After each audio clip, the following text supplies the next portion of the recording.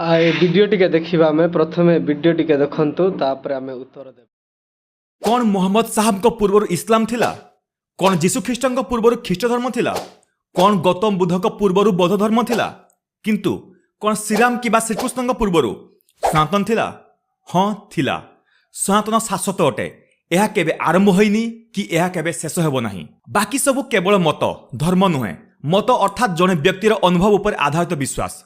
मोहम्मद साहब इस्लाम सिद्धांत कहितले किंतु ता पूर्वर आरब रे कहीं इस्लामी नथिले। जीशु ख्रीष्ट पूर्वर रोम रे कहीं ख्रीस्टियान नथिले। बुद्ध पूर्वर कहीं निजको बौद्ध कहनथिले। हेले सनातन को कहीं स्थापन करनांती। ताकू कौनसी ग्रंथर आवश्यकता नथिला ना प्रचार आवश्यकता थिला। कारण सनातन धर्म निजे प्रकृतिर धर्म। सूर्य किरण वायु जल पृथ्वी अग्नि एगुड़िक कौन व्यक्तिर विचार नुहे सृष्टिर नियम। इस्लाम रे एक कुरान ख्रीष्ट धर्म एक बाइबेल बौद्ध धर्म त्रिपटक।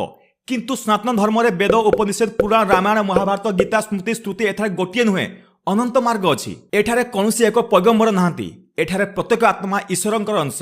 जने सनातनी जन्म हुए बाकी सबू तैयारी हुंती। मत शिखा जाए धर्म भीतर जागृत हुए।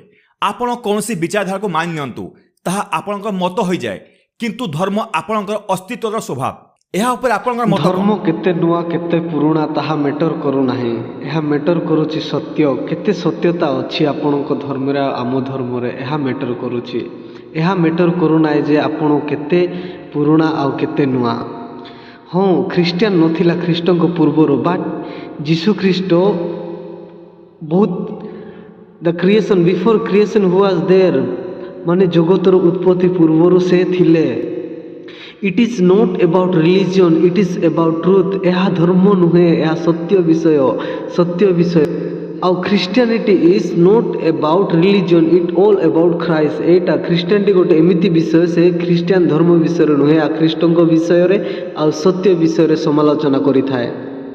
आपण जो गोटे कथा कहले सनातन धर्म ए सनातन गोटे धर्म नुहे या समूहर व्यवधान को सूचाए। सनातन जार के एंडिंग ना कि जार के आरंभ ना यह गोटे समूहर व्यवधान। यह कौन सी धर्म नुहे यह समयर व्यवधान। आउ जीशु ख्रीष्ट प्रकाशित वाक्य 1:8 कहती मु अल्फा मु ओमेगा मु आरंभ ओ मु शेष अटे बोली से कहती। जहाँकर कौन से आरंभ नहीं कि शेष नहीं। I am alpha omega the beginning and the end. आउ जॉन चैप्टर 8:58 जहन 8:58 से कहती before Abraham was I. Abraham को पूर्वरु मु थिली। अब्राहम को पूर्वरु जे कि 1000 वर्ष पूर्वे जो अब्राहम जगत रे बास करुथिले ताहांको पूर्वरु भी मु थिली बोली से कहउछंती। जहन 1:1 जदि 13 अध्याय पद पर्यंत आमे पढ़िबा सेठरे लिखा जाए जे मु आरंभरू बा ताहांको बिना एमिति कौन सी विषय जगत रे नाही जोड़ा ताहांको बिना सृष्टि अछि। से आद्य वाक्य थिले वाक्य ईश्वर को संगर थिले से वाक्य ईश्वर थिले आउ से वाक्य देहवंत हेले बोली लिखा जाए। तो जीशु ख्रीष्ट जगत आरंभ पूर्वर से विद्यमान थिले। किंतु आज आपण माने से सत्य ईश्वर को गोटे प्रकृति बा प्राकृतिक विषय परिणत करिसंती।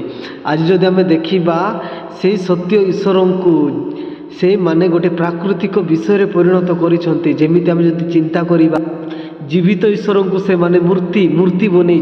किंतु बाइबल कहे जीशु ख्रीष्ट से मृत्युवरण कले आउ पुनर्बार पुनरुत्थित हेले आउ स्वर्ग को गले। से जीवित आज भी जीवित अछंती। किंतु आमे कौन सी मूर्ति को पूजा करूना किंबा कौन सी प्राकृतिक विषय को पूजा करूना। कारण आमान को ईश्वर जीवित से जीवित अछंती ताहांकर कौन सी प्रतिमूर्ति नाही। आउ जदि आमे जदि चिंता करिबा हिंदू विषय रे हिंदू तो कौन सी शब्द ही कौन सी पुस्तक रे बा गोटे आपण जते भी पुस्तक कहले कौन सी पुस्तक रे ए हिंदू शब्द मिलू नाही कि मिलबो नाही मध्य। आमे कौन सी धर्म को नुहे किंबा मत को नुहे आमे सत्यर अनुसरण करूअछु। आम माने कौन सी धर्म को नुहे आम माने सत्यर अनुसरण करूअछु। आमे सत्य को सत्य रे अनुगमन करूअछु। कौन सी धर्म को नुहे कौन सी मत को नुहे आमे सत्य रे। कारण प्रभु जीशु ख्रीष्ट कहती जहन 14:6 रे मु पथ सत्य जीवन मो दे न गले केही पितांको निकट को जीवन है। I am the truth. जीशु कहले मु सत्य we are following truth not religion. ଆପଣ କହୁଛନ୍ତି ଏହା ହେଉଛି ଗୋଟେ ସମୟର ବ୍ୟବଧାନ ବା ଏଟା ନିୟମ ନୁହେଁ। ସୂର୍ଯ୍ୟ ଚନ୍ଦ୍ର ଅଗ୍ନି ଏ ପୃଥିବୀ ସମସ୍ତ ବିଷୟ ବାଇବେଲ କହେ ସମସ୍ତ ବିଷୟ ପ୍ରଭୁ ଯୀଶୁଖ୍ରୀଷ୍ଟଙ୍କ ଦ୍ୱାରା ସମସ୍ତ ବିଷୟ ସୃଷ୍ଟି ହୋଇଥିଲା।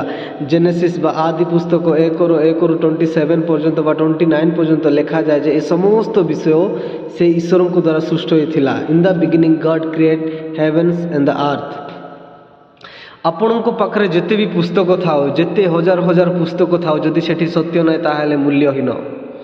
ଇଫ୍ ସ୍ମଲ୍ ବୁକ୍, ଯଦି ଛୋଟ ପୁସ୍ତକ ବି ଯଦି ସେଠି ଗୋଟେ ସତ୍ୟ ଅଛି, ଦ୍ୟାଟ୍ ଇଜ୍ ଭ୍ୟାଲୁଏବଲ୍ ବା ତାହା ମୂଲ୍ୟଯୁକ୍ତ। ଆଉ ଯଦି ହଜାରେ ପୁସ୍ତକରେ ଯଦି ସେଠି ସତ୍ୟ ନାହିଁ ତେବେ ତାହା ମୂଲ୍ୟହୀନ ଅଟେ। ସତ୍ୟକୁ ପାଇବା ପାଇଁ ସମୟ ଲାଗିଥାଏ। ସତ୍ୟ ପନିପରିବା ନୁହେଁ କିମ୍ବା କୌଣସି ବସ୍ତ୍ର ନୁହେଁ ଯେଉଁଟା ମାର୍କେଟରେ ମିଳିବ। ସତ୍ୟ ଏମିତି ଗୋଟେ ବିଷୟ ଯାହାକୁ ଖୋଜିବାକୁ ବହୁତ ସମୟ ଲାଗିଥାଏ ଆଉ ପାଇବାକୁ ବି ବହୁତ ସମୟ ଲାଗିଥାଏ। ଆଉ ଦ୍ୟାଟ୍ ଇଜ୍ ଖ୍ରାଇଷ୍ଟ। ଆଉ ସେଇ ସତ୍ୟ ହେଉଛନ୍ତି ପ୍ରଭୁ ଯୀଶୁଖ୍ରୀଷ୍ଟ। ଆଉ ଗୋଟେ ବିଷୟ, ସତ୍ୟ ଛୋଟ ହେଉ ବା ବଡ଼ ହେଉ, ସତ୍ୟ ସବୁବେଳେ ସତ୍ୟ। ତାହା ଛୋଟ ହେଉ କିମ୍ବା ବଡ଼ ହେଉ, ସତ୍ୟ ସବୁବେଳେ ସତ୍ୟ। ଆଉ ମିଛ ଯେତେ ବଡ଼ ମିଛ ହେଇଥିଲେ ବି ତାହା ମିଛ ଅଟେ। ଆଉ ସତ୍ୟ ସବୁବେଳେ ଗୋଟେ ସତ୍ୟ ଅଟେ।